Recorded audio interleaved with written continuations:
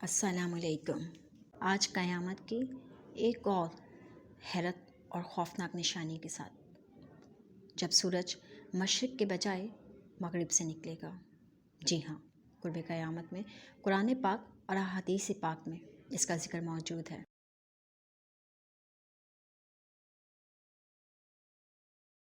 اور قرآن پاک کی سورہ انعام آیت نمبر 158 میں اللہ پاک اس بارے میں ارشاد فرماتے ہیں۔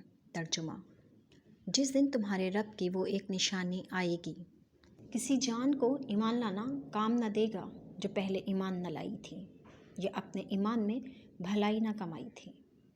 اکثر مفسرین نے فرمایا ہے کہ جس دن تیرے رب کی ایک نشانی آئے گی، اس نشانی کا سورج کا مغرب سے طلوع ہونا ہے۔ بخاری اور مسلم کی حدیث میں ہے کہ قیامت قائم نہ ہوگی جب تک سورج مغرب سے طلوع نہ ہو، اور جب وہ مغرب سے طلوع ہوگا اور جب لوگ اسے دیکھیں گے تو سب ایمان لائیں گے، اور یہ ایمان نفع نہ دے گا، یعنی اب ایمان لانا فائدہ مند نہ ہوگا۔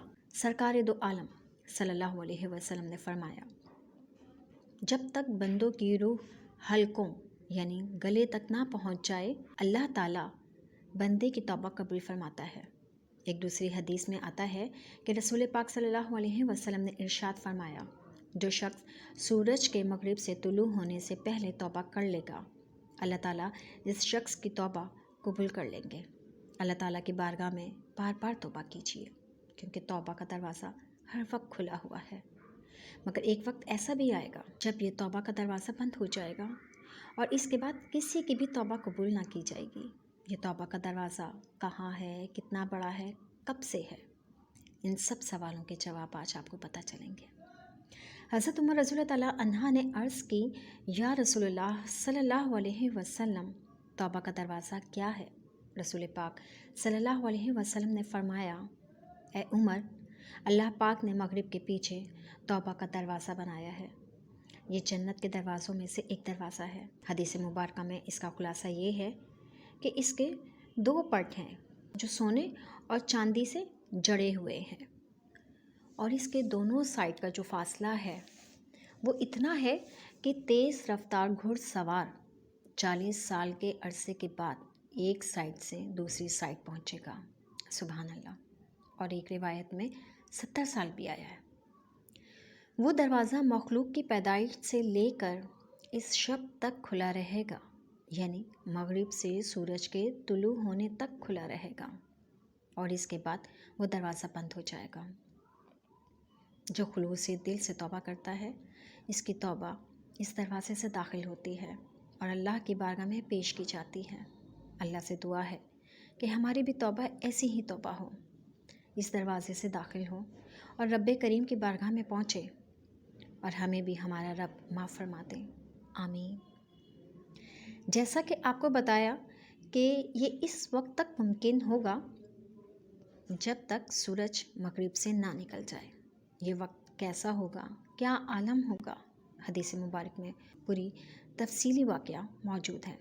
نبی پاک صلی اللہ علیہ وسلم فرماتے ہیں کہ وہ رات 2 یا 3 راتوں کے برابر وہ رات لمبی ہوگی۔ لوگ اللہ پاک سے ڈر کر نمازیں پڑھیں گے، حسب دستور اپنا کام کریں گے، اور آسمان پر تاروں کو بھی دیکھیں گے، یعنی اندھیرا ہوگا، پھر سو جائیں گے اور پھر اٹھیں گے۔ بہت سے لوگوں کی نمازیں بھی قضا ہوں گی، لیکن رات ختم ہونے کا نام نہ لے گی۔ لوگ خوف زدہ ہو جائیں گے، ایک دوسرے کو ضرب لگا کر پوچھیں گے کہ یہ کیا ہو رہا ہے۔ لوگ مسجدوں میں جائیں گے، صبح کے سورج کا انتظار کریں گے، مگر وہ وقت بھی طویل ہوگا۔ وہ انتظار میں ہوں گے کہ پھر سورج مشرق سے نکلے گا، لیکن اچانک سورج مغرب سے نکلنا شروع ہوگا، اور اس وقت لوگ بہت شور مچائیں گے، یہاں تک کہ سورج مغرب سے مشرق کی طرف بڑھتا ہوا آسمان کے درمیانی حصے تک پہنچ جائے گا اور وہاں سے واپس لوٹے گا۔ اس کے بعد روٹین کے مطابق وہ روزانہ مشرق سے نکلے گا۔ اس وقت بڑی عجیب صورتحال ہوگی۔ رسول پاک صلی اللہ علیہ وسلم نے فرمایا کہ مغرب سے جب سورج طلوع ہوگا تو اس وقت جو صبح ہوگی، اس وقت امت کے کچھ لوگ خنزیر اور بندر بن جائیں گے، अमाल नामे और रजिस्टर लपेट लिए जाएंगे, कलम खुश्क हो जाएंगे। ना किसी की नेकियां बढ़ेंगी और ना किसी की बुराइयां कम होंगी जो इससे कभी ईमान ना लाया होगा। अब इसका ईमान लाना इसे नफ़ा ना देगा, ना कोई अमल इसके काम आएगा। एक हदीस मुबारक के मुताबिक जब लोग सूरज को मगरिब से निकलता देखेंगे तो खालिस सोना राह खुदा में लौटाएंगे, खैरात करेंगे, लेकिन वो कबूल ना होगा। हुक्म होगा कि ये गुज़िश्ता कल कर लेते तो कबूल हो जाता।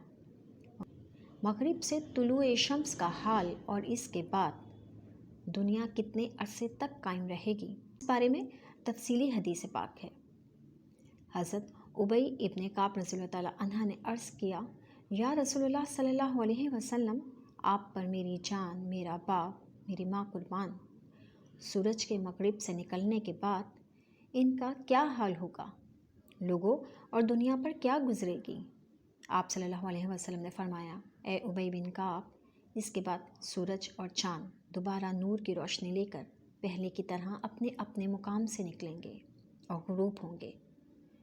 लोग जब इतनी बड़ी निशानी देखेंगे तो दुनिया पर टूट पड़ेंगे और इसे खूब आबाद करेंगे। इसमें नहरें जारी करके बाग बनाएंगे, बड़ी बड़ी इमारतें बनाएंगे, यहाँ तक कि क़यामत कायम हो जाएगी। ये मगरिब से सूरज निकलने के सूर फूँक के जाने तक का दरमियानी वक्त होगा। ये कितने साल का अरसा होगा, इस बारे में हदीस मुबारक में आया है कि मगरिब से सूरज निकलने के बाद लोग 130 साल गुजारेंगे। इस ज़माने में शरीर तरीन लोग इस दुनिया में जी रहे होंगे।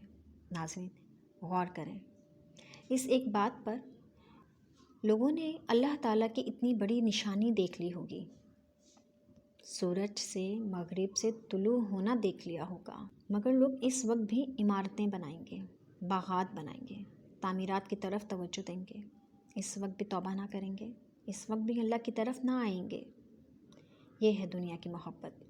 जब इंसान पर दुनिया की मोहब्बत गालिब आ जाए तो मौत भी सामने आ जाए तो वो तौबा नहीं कर रहा होता।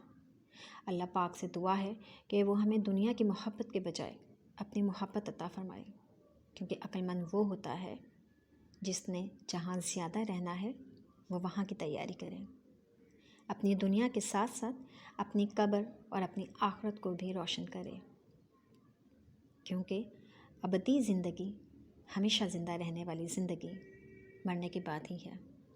अल्लाह ताला से दुआ है कि वो हमें सच्ची तौबा करने की तौफीक अता फ़रमाए और हमारी तौबा को कबूल फ़रमाए।